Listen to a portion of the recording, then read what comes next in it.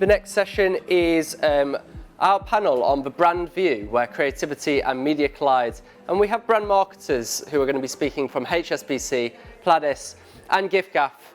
And they're going to be chaired by our deputy editor of the media leader, Maria. So please welcome our panelists to the stage. Please put your hands together.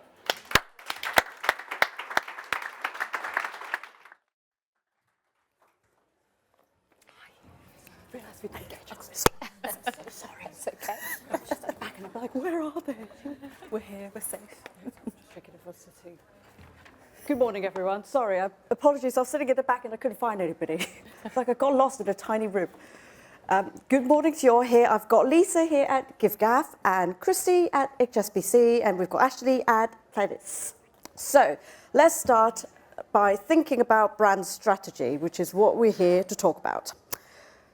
With some senior marketers here, we're interested to know, how do you balance brand and performance in terms of budget and focus among your company and your team? I believe you've all brought a slide to show some of what you're doing in your work. So let's start with you, Lisa. Tell us about the strategy at your brand. I believe we're supposed to have a slide. There we go.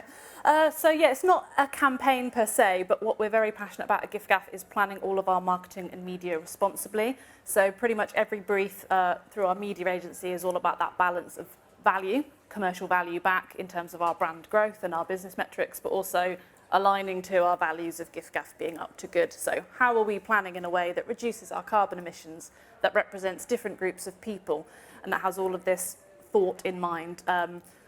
I'm not going to monopolise the whole panel. I normally have like 30 minutes just to talk about that, but please do grab me afterwards to talk more about the responsible planning principles. Brilliant. And then now on to you, Kristy. Yeah, I don't know if we get a slide. We have. We do. Yeah, perfect. So this, some of you may have seen, is our Premier campaign, so a new proposition launch at the start of this year. And I guess for us, we're really focused on, we'll talk a lot today about brand versus performance, and we are not in the position of either or. We're very much, it's the power of and. And so we've got really focused on, how do we make sure we're really clear on what matters to our audience, and how do we show up with the right body language in a way that matters. So, you know, banking is not the most exciting category in the world to some of you, but to us that it is, but it's predicated on trust. And so demonstrating to people that they can trust us, that we are big and therefore we can operate with scale, really drives what we do. So some of the big format things like projecting on City Hall might sound very much like a creative vanity project, but as part of a total campaign is a really important indicator that for us, it is very much, it works when it all works. It's a power of brand and performance together. Great. And how about you, Asli? To the next slide? Yes, actually it's a very special time for us because we're currently celebrating 100th birthday of Chocolate Digestive, and actually last week our creative campaign projected on County Hall, London Eye and Tower Bridge, so it's great to be in County Hall today talking about it. So, I mean, being in the marketing for almost 22 years now, I don't see any distinction or that. I don't see the two concepts as two isolated, separate ones. So, a campaign that works for the brand equity should also work for the performance because it all starts with the strong brand foundations. So we own some of the nation's most favorite snacking brands, like McCready's, Mini Cheddars, Jaffa Cakes. So they are in the cupboards of every member of the nation. So it's very important for us to really make them relevant for long years, for 100 years to come. So we put a lot of effort in building the strong brand foundations and really executing it through the line. I mean, not only on TV or on radio or out of home, but through the line, really delivering performance, really delivering sales, and ensuring that our a consistent message is delivered to our consumers on every channel. I think you've all mentioned this idea of, you know, and it's a topic that we've covered more and more this year, of combining all the different channels to have a consistent message. It's important that, you know, what you see on this channel, it's really the same in terms of message, etc., with another channel. But I'll be interested to hear from you guys, what are the specific channels for you guys that you're focusing on this year in terms of investment. Ashley, do you want to start? Yeah, we shape our media planning based on the media consumption habits of our target audiences.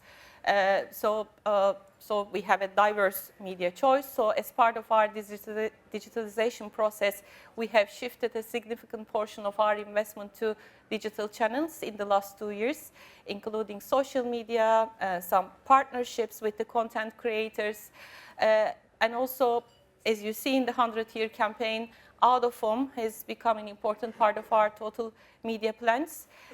We see an increase in the radio listenership, so we're doing some kind of partnerships with some big radio partners, radio owners.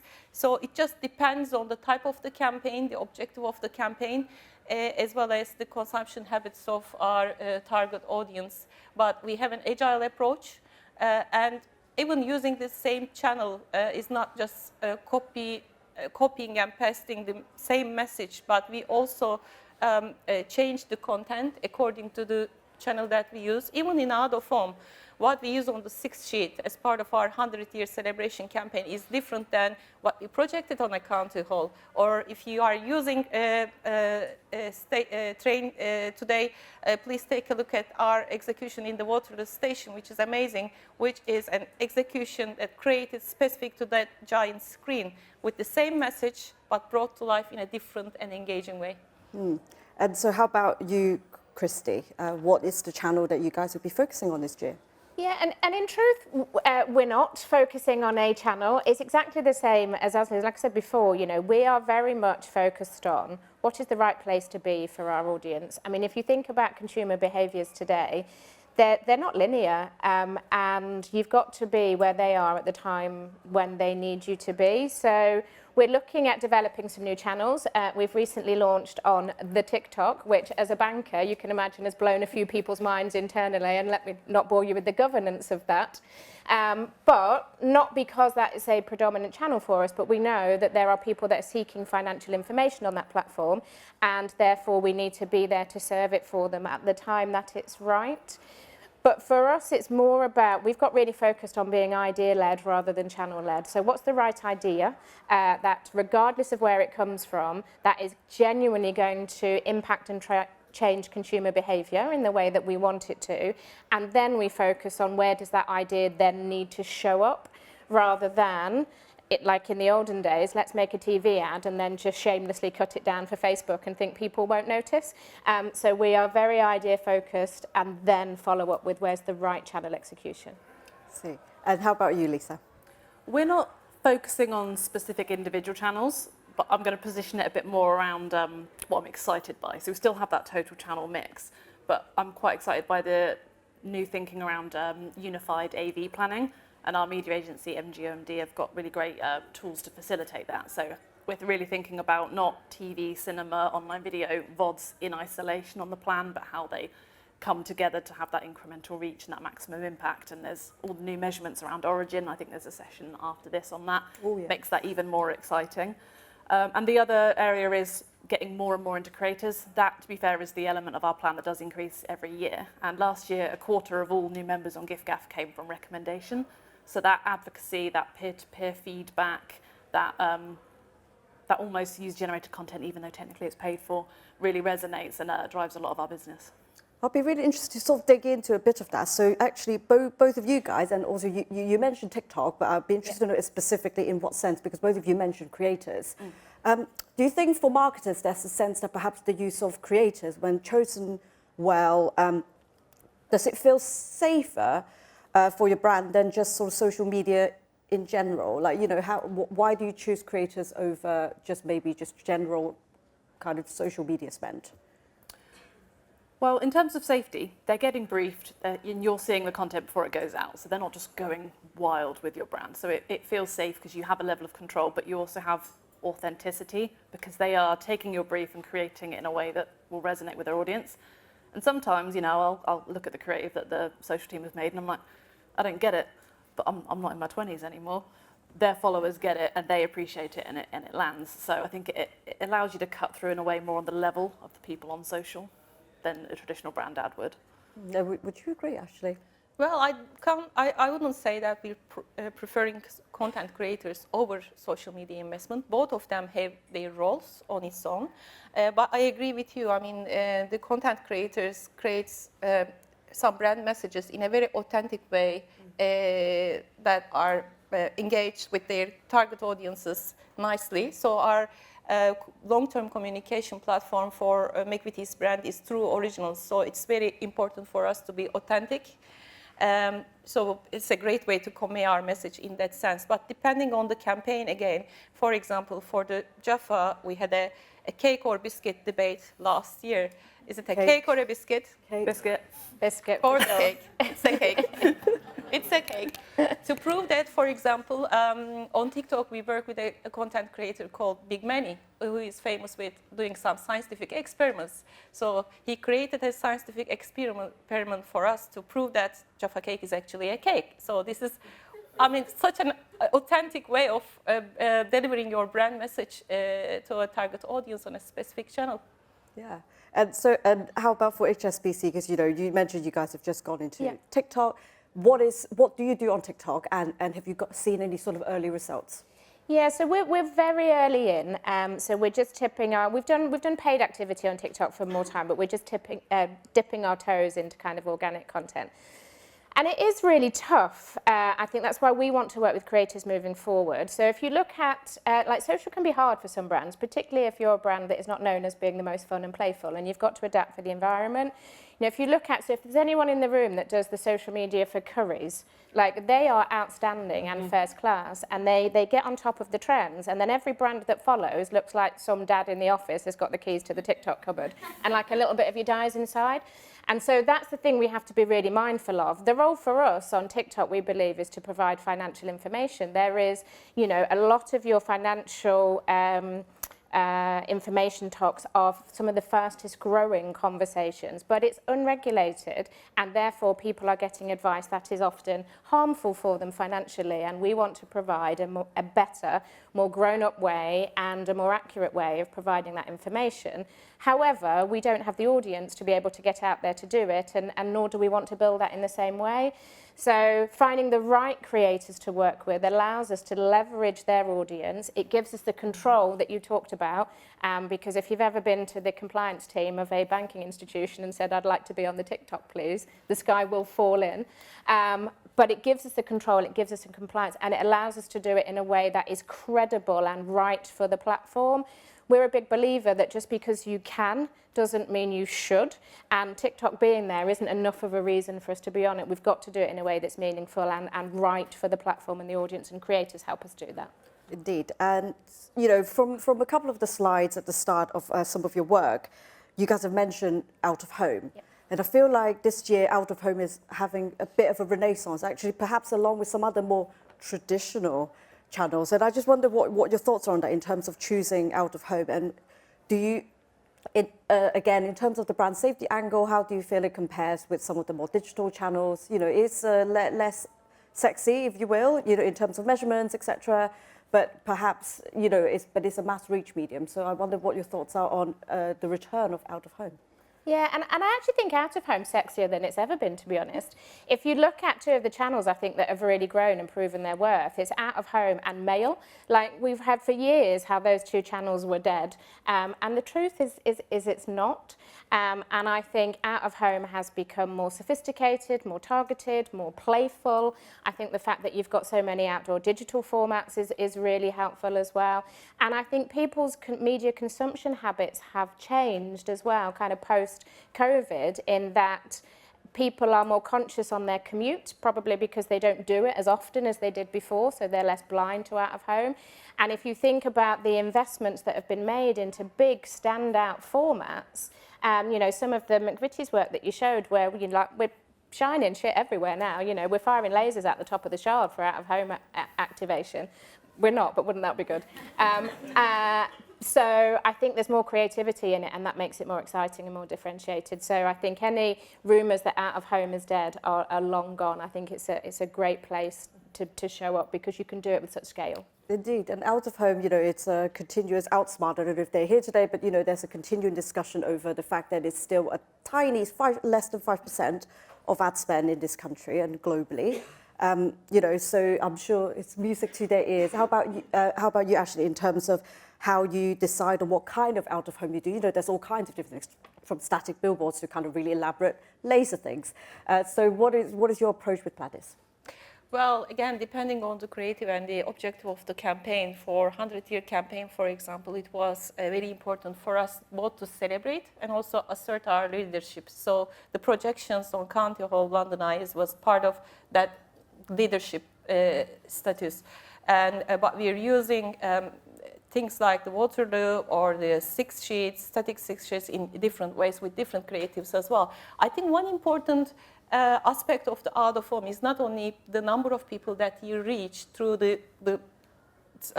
number of people who literally see your creative, but also there is a talk value around it as well. So the talk value that we created through the projections is almost over 1 billion impression in just 3-4 days. That's huge. So again, not one single media on its own, but how you build your campaign around it, because we took the out-of-home creative and also we created a PR earned media conversation around it. Then it's more than an out-of-home, it becomes a campaign by itself. Yeah, indeed. So let's just sort of zoom out a little bit and have a discussion about this sort of, we briefly mentioned at the start, this performance versus brand discussion that we've been having forever. It's obviously not a simple debate of one versus the other. But do you think as an industry and for you as marketers, has the industry become too obsessed with measuring performance over brand building activity, which is, we'll be honest, it's harder to measure. You don't get the same kind of figures that you can present to, for example, your CFO.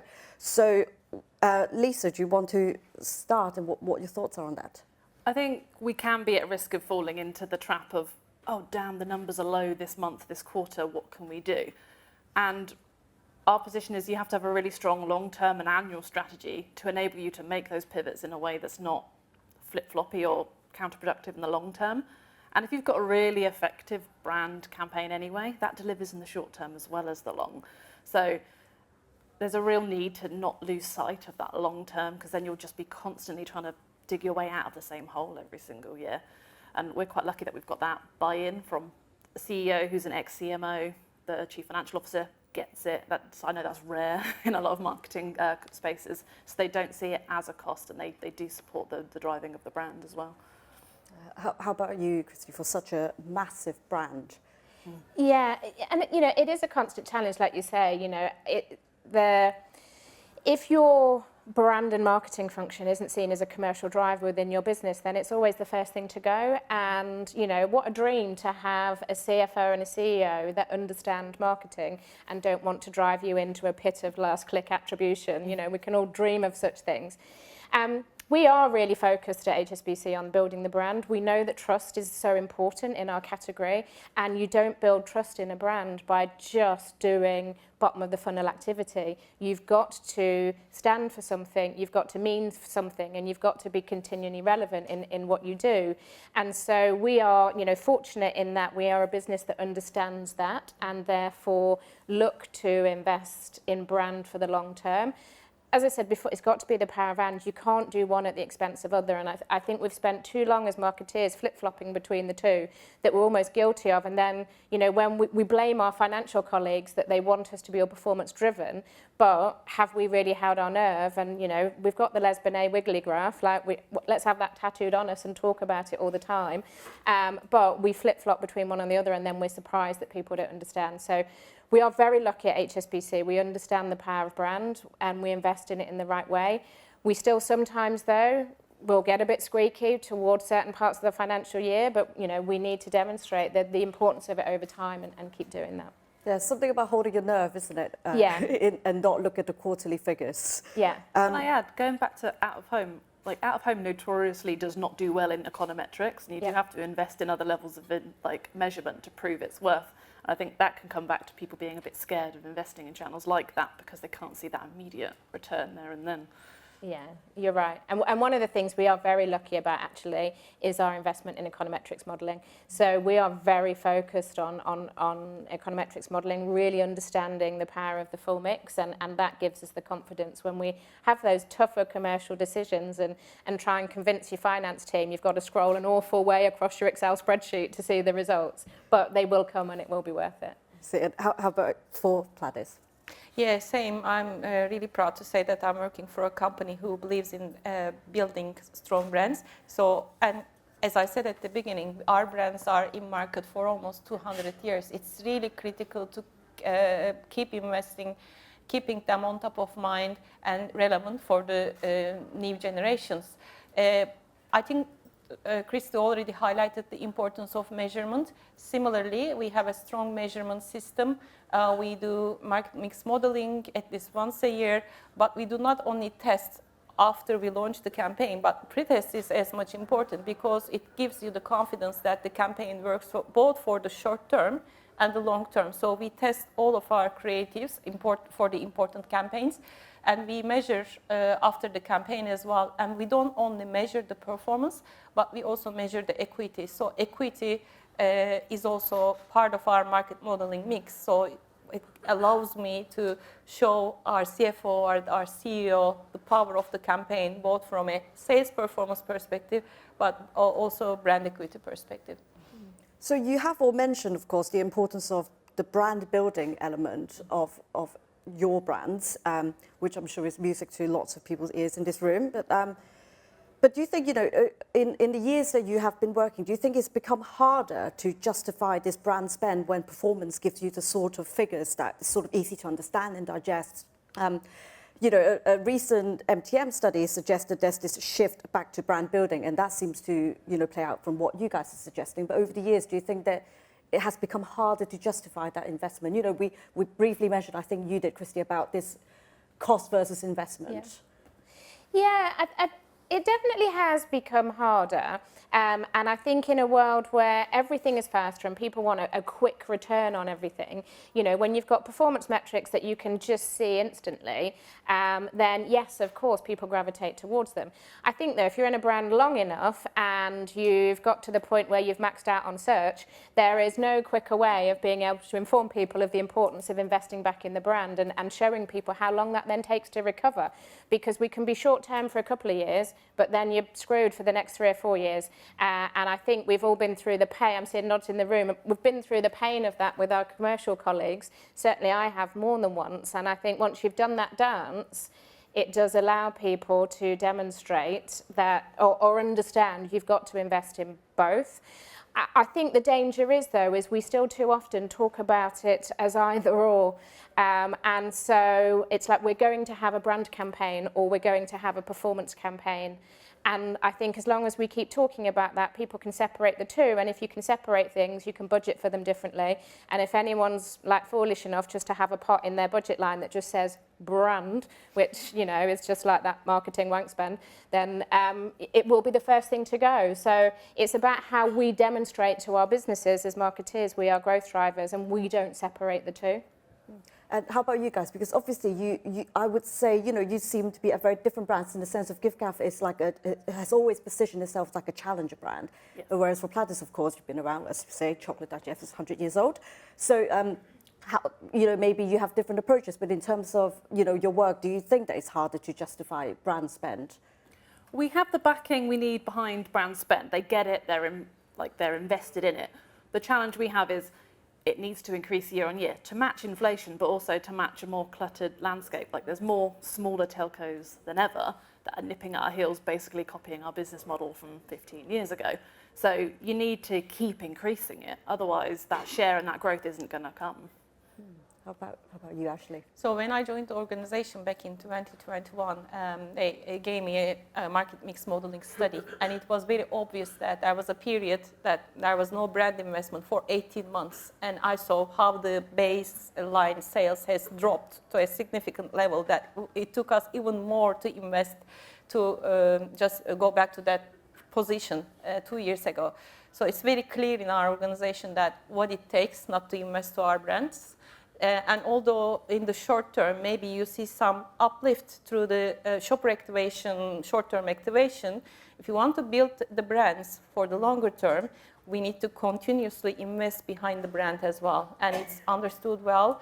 We have enough of cases, and there are lots of studies out there you can find on the web. So I think nowadays these conversations are relatively easier versus a few years ago. Okay, that's good to know. So we're talking about this need for brand building and the continuous investment in brand building work. And obviously a big part of that, of course, is the creative work. So for you guys as senior marketers, how do you ensure the creative and the media side are working together successfully when it comes to creating strong brand building campaigns? Let's start with you, Lisa. The first step is briefing all your agencies together. So definitely no silos, especially for the big stuff. You get all the creative, all the media, but also PR, I recommend, in the room for that brief and the response together. Because you can have the best media plan. If the creative sucks, it's not going to work. You can have the best creative, but if there's no placements behind it, again, it's going to suck. So that holistic view, and also encouraging them to take their own agency ego out. Whoever has the best idea, rally behind it. It's about the best outcome for the business and not who had the idea in the first place. And how about you guys? Do you also brief all your agencies in at the same time? Yeah, very much. So this, this model of real integrated agency working is super, super important to us. We're lucky we work with some brilliant partners, but we want them to be connected. We want it to be idea first, and then think about how we execute it in the right way. And that has to be all channels as well. I'm relatively new into HSBC, and in my first week was presented with the brilliant response for our Premier campaign. And I saw the media plan, I saw the creative plan, and I saw the social activation plan. And then everyone kind of stopped, and I said, oh, and where's the rest? And one of my team whispered to me, you know that they don't report to you, Kristy. And I said, well, I know that. I know my job description, but our customers don't. They don't think that the website is going to look different because it reports into a different part of the business. We've got to drive that integration. So bringing our agencies and all channels together as a collective team is the smartest way that you will drive better outcomes. How about you, Asli? Well, similar. We have a very strong agency partners working together collaboratively. We brief them all together. So not only the creative agency, media agency, our PR agencies, we have two different PR agencies, they are in the room, and our shopper agencies are in the room as well.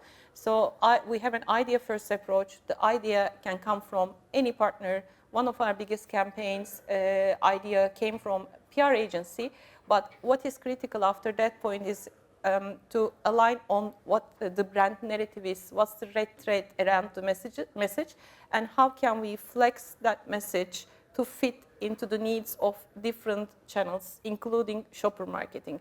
For a campaign like this, big, like birthday campaign of the chocolate digestive, of course we have a different execution in the store. So we have an on-pack messaging, and also we have a consumer on-pack promo campaign. But that again talks to 100-year celebration. So how can we create one narrative and also ladder it up to the big communication campaign idea, and how the agencies can do it collaboratively, working side by side, because as you just shared, actually, if we are the custodians of the consumer in the organization, so we need to put ourselves in the shoes of the consumer. The consumer doesn't know, doesn't call it a performance or a branded. They see one story across different channels, and they need to be engaged with the message. That's why giving same message in an exciting way across different media channels through the line, not only above the line and below the line, is very important. One more addition, I think it's not only bringing people together when you have a brief for them, but also making sure that they know your business, they know your business challenges, even if you don't have a campaign, is very important, because when you really need something, they will also already be up to speed and know the challenges, know the consumer insight, and work accordingly. That's really great to hear you guys say that, because a lot of the conversations certainly that I have, agencies talk about being briefed all at separate points. And they look to the marketer really to, you know, only they can say, I want you all in one room together. So, you know, these are the marketers you need, apparently, if you want to all be in one room together.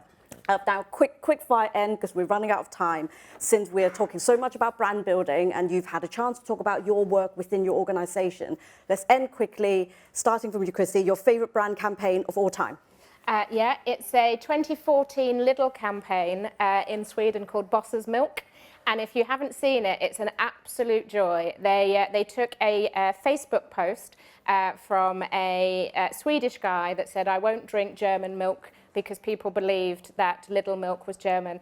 And they created this incredibly fun through the line campaign to activate against that one barrier to sales, which was really successful for them. I'd really encourage you to look it out. It's ahead of its time, I think, in terms of integrated marketing, but a really fun campaign. Nice. Lisa? Just because it's so bonkers, Money Supermarket, where you have the builders and the lawyers having a dance-off in high heels to Pussycat Dolls. Yeah, still stands out now. And still people remember it? Exactly. And you, Ashley? I think the Jaffa campaign back in the beginning of 2000, I believe. We'll let you have it because it's before your time. Exactly. Full moon, half moon, total eclipse. It's a classic. We'll let you People have still that. do it now with the accent, which is sort of slightly un-PC. Thank you so much to our panelists.